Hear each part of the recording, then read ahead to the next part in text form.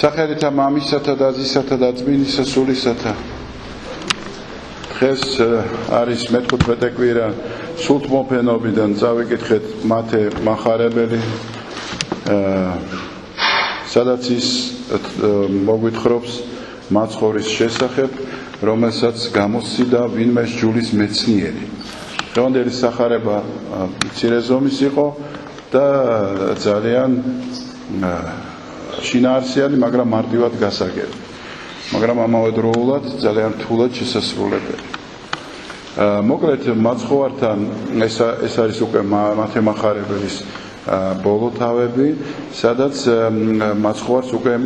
ჯულის მეცნიერები, ფარისევლები, მღვდელმთავრები და სამღვდელოება ცდილობს, რომ მოახდინონ მათი დისკრედიტირება ხალხის თვალწინ, ვინაიდან მისი პოპულარობა, ასე ვთქვათ, და მისი პატივისცემა ხალხში არის საკმაოდ გაზრდილი და ამიტომაც ყველანაირად ცდილობენ მის დამიწებას მიწაზე და უფრო მეტიც უნდათ რომ წარმოაჩინონ, რომ ის არასაკვირველია პირველ რიგში არ არის მესია და არამედ არის მატყუარა, შარლატანი, ცრუ მესია, ბოროტების მატარებელი და საერთოდ დამღუპელი ებრაელთა ერისა. საერთოდ მესიანობა როგორც ფენომენი არსებობდა იმ რელიგიურ დაჯგუფებებში, სადაც ამის მოლოდინი იყო და მაცხოვრამდე და მაცხოვრის შემდეგაც ეს ცრუმისიები ბუნებრივი მოვლენა იყო, წელიწადში რამოდენიმე ადამიანი იბრალებდა მესიანობას და სხვადასხვა ტიპის სასწაულების მსგავს მოქმედებით ცდილობდა დაემტკიცებია თავისი, ესე იგი, სიდიადე და ამ ცხებულობის მატარებლობა. და ამიტომაც ხშირად იყო ხოლმე მათი გამოცდა, ხალხი აკვირდებოდა, შემდეგ ამ გამოცდის დროს ბევრს იტყუებოდნენ, ვერ სცემდნენ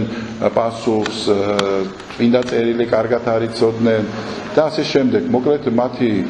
ცრუ წარმომავლობა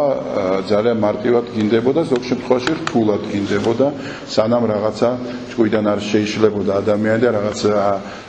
ამ თიდან არ გადმოხდებოდა, ან რაღაცა ცრუ სასწაულს მოქმედებდა და თვითონაც იმდენად მოხიბლული რო იყო, თვითონაც ჯეროდა თავის და ასე შემდეგ. დღესაც არის ესეთი ტოტალიტარული სექტები, სადაც სრულიად აშლილი ადამიანები რაღაც სასწაულების მაგვარ მოქმედებებს ახდენენ და თვითონვე არიან ეგზალტირებულები, მაგრამ ეს ცრუ სასწაულები საბოლოოდ სრულდება ძალიან მძიმედ. მოკლედ აი ესეთი ცრუ სასწაულების მაგივრად ხალხი უყურებს ძალიან სერიოზულ და წარმოუდგენელ და ენით აღუწერელ და გაუგონარ მართლა ზეციულ ნიშნებს და სასწაულებს და ამით რომ ვერ ხდებიან ვერაფერს იწყებენ ეს ჯულის გამოკითხვით, რაღაც ისეთი კითხვების დასვით, რითაც მაცხოვარს გამოიჩერენ და ესე იგი ისე რამეს აქმევებენ, რაც მის წინააღმდეგ იქნება ხოლმე გამოყენებული, ან საერთოდ გააჩუმებენ, ან რაღაცაში ჩაჭრიან. აი ესე და ესეთი მაგალითი უამრავია სახარებაში, ძალიან ბევრია, მით უმეტეს ბოლოსკენ, როცა უკვე დრო იწურება და მაცხოვარი თავისინებით მიდის ჯვარცმას. აი სწორედ ჯვარცმის წინ კიდევ უფრო მძაფრდება ეს, რომ მოახდინონ მისი დისკრედიტირება და ამით ხალხში ეჭვში დათესონ და შეიტანონ მის. და ეს ეკითხება, რომ რომელი არის ყველაზე დიდი მცნება. საერთოდ ძველ აღთქმაში მეორე რიცხვიდან იწყება წესების ჩამოყალიბება, ეს 10 მცნება, რომელიც მოსე ქორების მთიდან ჩამოუტანა კაცობრიობას, არ იყო მარტო ეს მცნებები, რაც ღმერთმა დაუდგინა ებრაელებს. იქ იყო 365 უარყოფითი მცნება, ანუ რა არ უნდა გააკეთო და 250-მდე დადებითი თუ რა უნდა გააკეთო. ან სულ რაღაც 600-მდე ცნებები იყო და ამის ზედმიწევნითი, ესე იგი, შესრულება იყო მოთხოვნილი ყველა მართლმორწმუნე ებრაელისგან და ვიდრე დღემდე ეს ხალხი ამას მიყვება და დღემდე ასრულებს, იმდენად დაწვრილებითია ეს კანონები, რომ ყოფი ცხოვრებაშიც რაღაც ელემენტარული, თქვათ, რამდენი ნაბიჯი უნდა გადადგა, თქვათ, შაბათ დღეს ისიც განსაზღვრულია და თქვათ, რომელ ფეხზე უნდა ადგე, ან რომელი ფეხით უნდა ჩაიცვა ფეხსაცმელი, ტანსაცმელს რომელი ხელი უნდა გაუყარო და ასე შემდეგ. მოკლედ, რეგლამენტირებული იყო მთელი ცხოვრება ადამიანის, არა მარტო საკრალური, ეკლესიური, არამედ პროფანული საერო ცხოვრებაც. მაგრამ იქ იყო ესეთი რაღაც სრულიად მარტივი ბანალური კანონები, მაგრამ სერიოზული კანონებიც იყო და იმაც ხო არის, რასაც პასუხს გასცემს, ის არ არის თავის, ის არის ძველი აღთქმისეული, თავისი გაგებით, რომ არა ახალი აღთქმისეული სიახლე, არამედ ძველი აღთქმიდან ესაუბრება მაცხოვარი და რომ ეკითხება, რომელი კანონია უფრო დიდი, იმიტომ ეკითხება, რომ სრულიად ებრაელებში იყო გავრცელებული ესე პაექრობა კანონის სიდიდეზე, რომელია მეტად მნიშვნელოვანი, რომელი ნაკლებად იყო მთელი დაჯგუფება, რომელიც ერთნაირ სისტორეზე აყენებდა ყველა კანონს და ერთი პატარა შეცდომაც კი ანგრევდა მთლიან კანონს, სხვა უფრო მნიშვნელოვანსაც და ამიტომ ეს იყო ძალიან ისეთი წფიერი კითხვა, რომლისგანაც ძალიან ადვილად შეიძლება დაეჭირათ ადამიანი. და მაცხოვარი სრულიად საოცარ პასუხს სცემს, რომ ესე იგი მთავარი არის გიყვარდეს ღმერთი შენი ყოვლითა გულითა, ყოვლითა გონებითა და ყოვლითა სულითა შენითა და მსგავსი ამისი გიყვარდეს მოყვასი შენი როგორც თავისი. აი ეს ორი კანონი ორივე ძველი აღთქმიდან არის, მაგრამ ეს ერთად არ არის და თან მაცხოვარმა ეს ორივე კანონი თითქმის ერთ კონტექსტში თქვა, ერთად გაამთლიანა. თუმცა თავმიდევრობა ამ კანონის, რომ ჯერ ღმერთი უნდა გიყვარდეს და მერე ადამიანი. შემდეგ მაცხოვარი პასუხობს ამ კითხვაზე ასე, როგორც ვთქვით და შემდეგ თვითონ უსვავს კითხვას, თუ დავითი რას ამბობს მესიაზე, ვისი, უпроსტად რას ამბობს მესიაზე ძველი აღთქმა, ვისი შვილი უნდა იყოს ის. და ამაზე ჯულის მეცნიერი პასუხობს, რომ დავითის ძე უნდა იყოს და მართლაც ესეა, წინასწარმეტყველები შთამომავალი, ფიზიკური შთამომავალი ხორციელად უნდა იყოს დავითის და მართლაც ჩვენ ვიცით ხო, ორი გენეალოგია მათე მახარებლის და ლუკა მახარებლის, რომელიც ორივე მიუთითებს დავითის შთამომავლობაზე, რომ მართლაც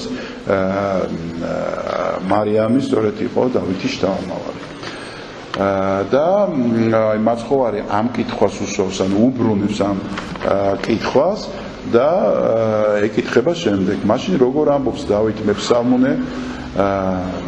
წინასწარმეტყველება შენ ფსალმუნში, რომ ვარქუ ძესა ჩემსა, რათა დაждდეს ფეხთა მარჯვენით ჩემსა,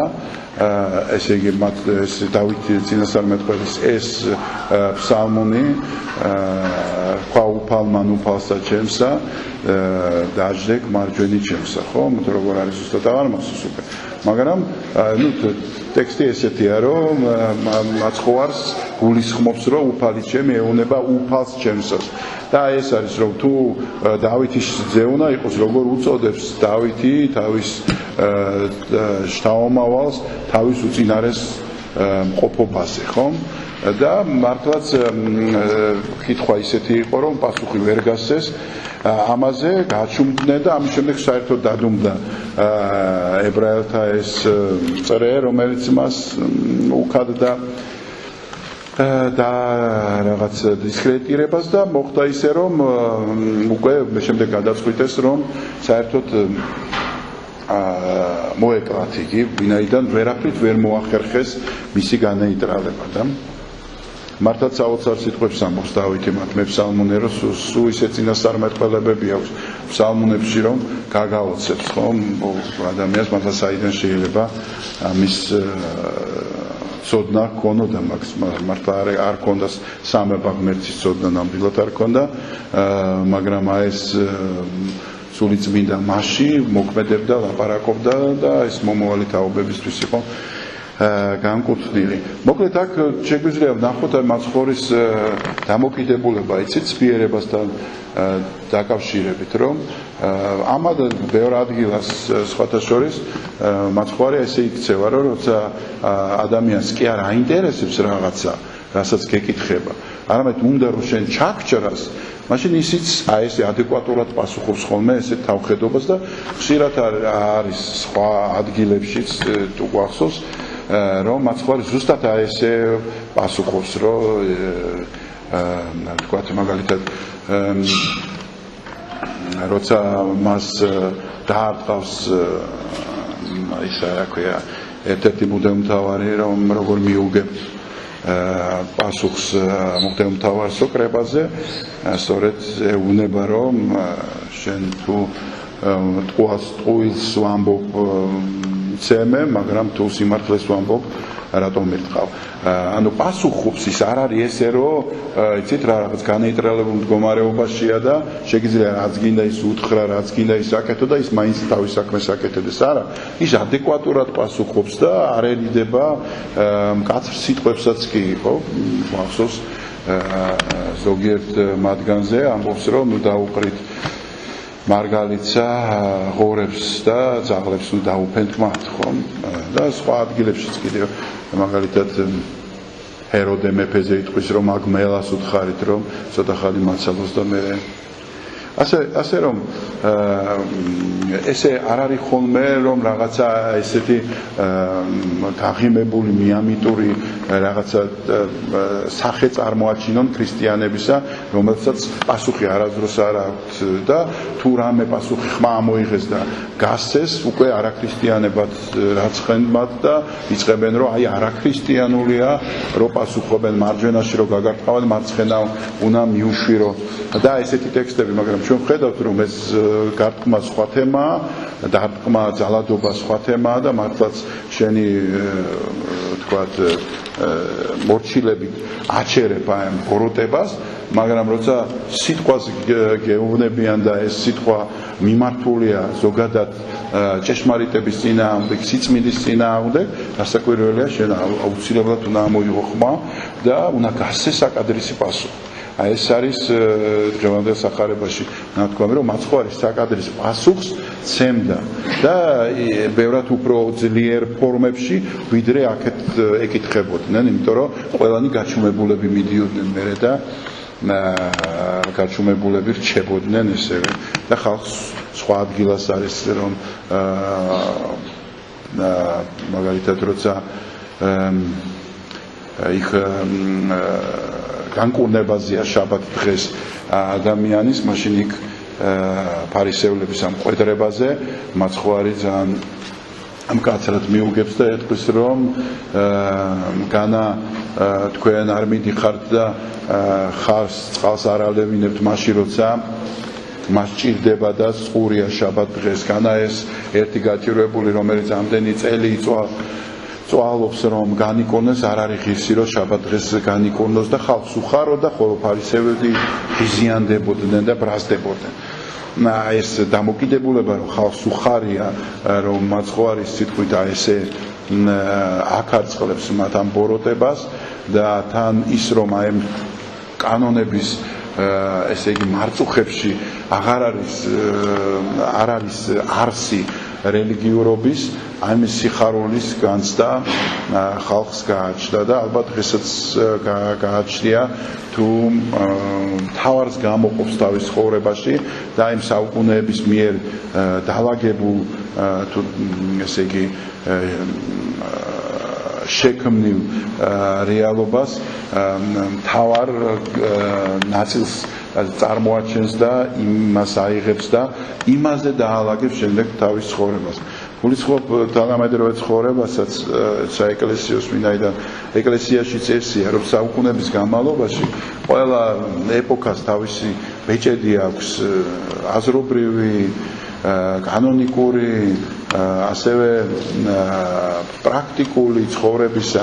ეს რაღაცნაირად იცით რა ქმნის გარკვეულ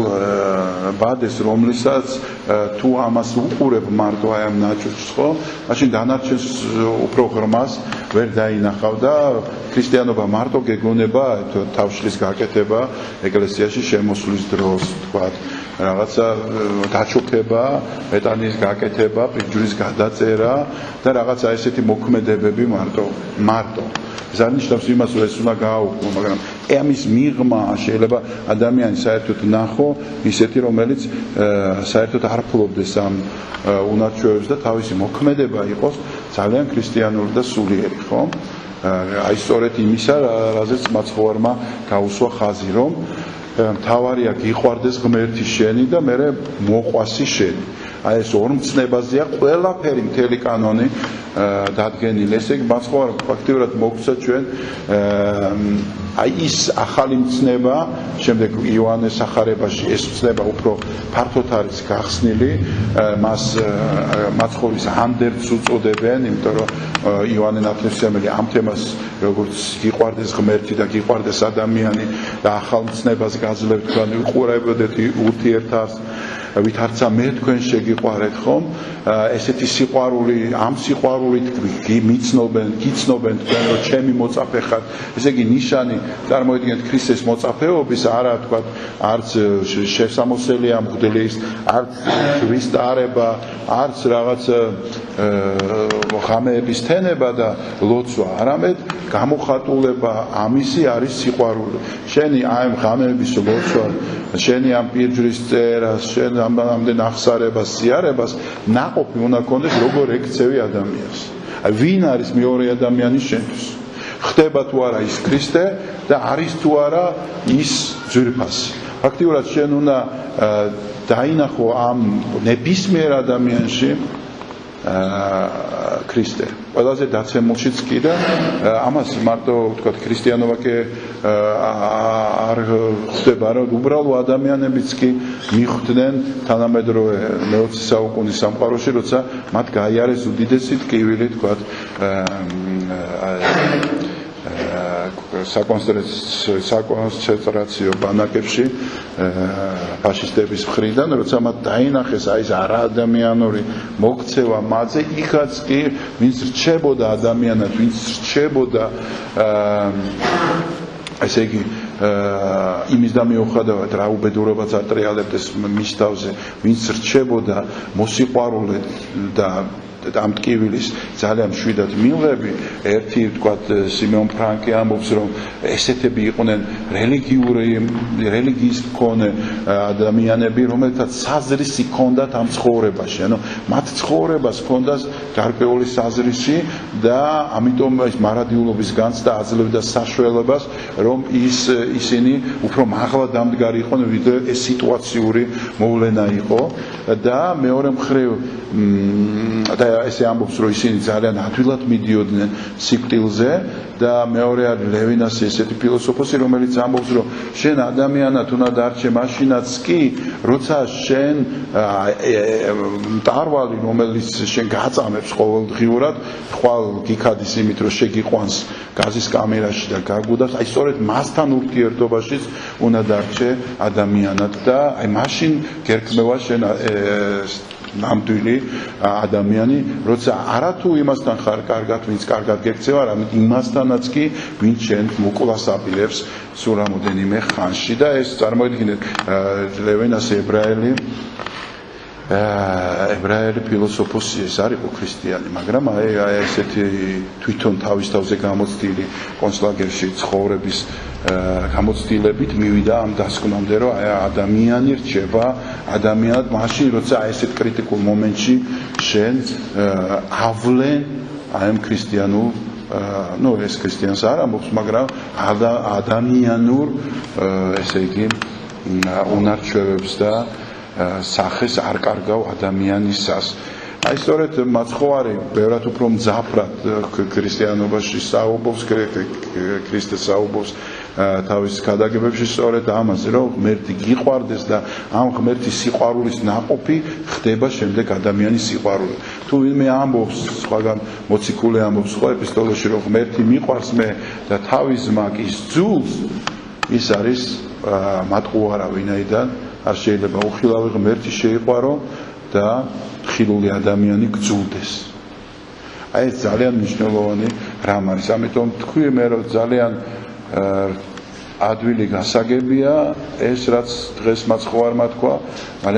მაგრამ ძალიან რთული შესასრულებელია და მაგრამ ყოველთვის ჩვენ ქრისტიანებმა უნდა ვიცოდეთ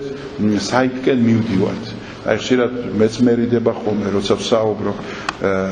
თქვათ ამ მაღალი კათედრიდან სულიერ სიმაღლეებზე, იმიტომ რომ მეც ზუსტად ისეთი ვარ, როგორც თქვენთაგანი თითოეული და არაფერი თქვათ ამაში არ მცხია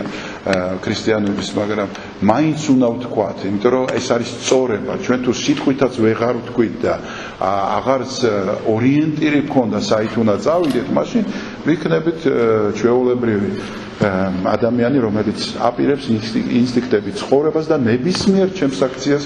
მე თვითონ გავამართლებ, იმიტომ რომ თუ მე ვარ ჩემი საქციელის გამმართლებელი, მაშინ ვხედავ დღევანდელ ჰედონისტურ სოფლიოს, როგორ ამართლებენ ყველაფერს, როგორ ეძახიან შავს თეთრს, როგორ ეძახიან სექსუალურ ურთიერთობას სიყვარულს, როგორ ეძახიან რაღაცა უგუნურებას, სისულელეს და ბოროტებას, შეიძლება ითქვას, როგორიც თქვა სატანისტური ეკლესიის არსებობა, რეგისტრაცია და მისი ნორმად და კანონება, ამას როგორც თვითგამოხატულების საშუალება და ასე შემდეგ, აი ნებისმიერ რაღაცას უძებნის ადამიანი შესაბამის, ესე იგი სიტყვას და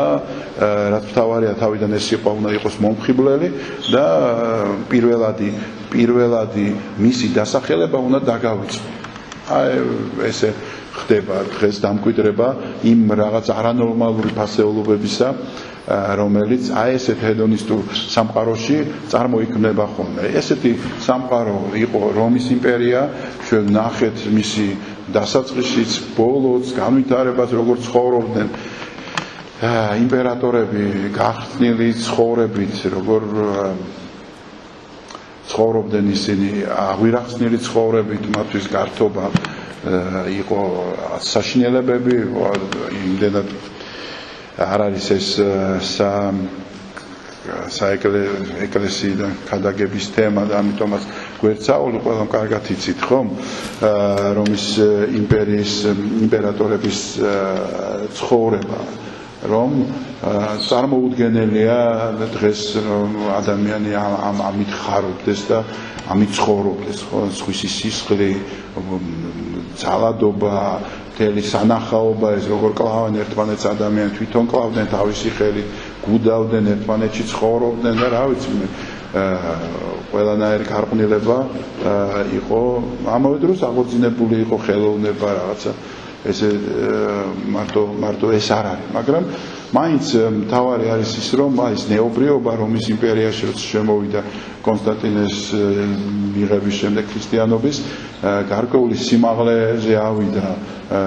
ცხოვრების წესი და ნორმად დადგა უკვე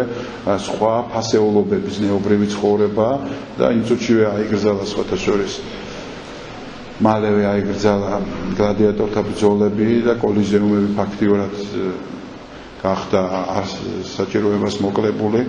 და ასე შემდეგ ბევრი რამ, რაც დაკავშირებული იყო ესეთ გარყვნილობასთან, ქრისტიანობის მოსვლასთან ერთად, ის გაქრა საერთოდ აღარ არსებობს. მოკლედ იმის თქვა მინდა, რომ აი ეს სიყვარული, რომელზეც დამკვიდრებულია ჩვენი წესი ცხოვრებისა, არის უმნიშვნელოვანესი ჩვენ ცხოვრებაში და ჩვენ უნდა გვახსოვდეს არა ის, რომ დილაც ლოცვა წავიკითხეთ თუ საღამოსი არ წავიკითხეთ თუ რაღაცა გადავხედეთ ერთმანეთს, არამედ როგორ მოვიქეცი მე ტრანსპორტში, როგორ მოვიქეცი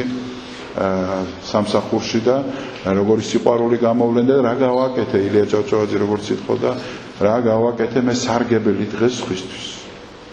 სხვა სიყვარული არაფერი არ აქვს თუ არა ყოველთვის რაღაც სარგებლის გაკეთება. აი დღეს რაღაცა პატარა სარგებელი მაინც გავაკეთე, მე ვერ დავწვევი, მოიფიქრებ, გავაკეთე, რა არ გავაკეთე და მე ხვალ იქნებ გავაკეთო და ასე შემდეგ. ეს სარგებელი ძალიან მნიშვნელოვანია ჩვენი ზრდისთვის სულიერის. ღმერთმა დაგლოცოთ ბედნიერები გამყოფოთ.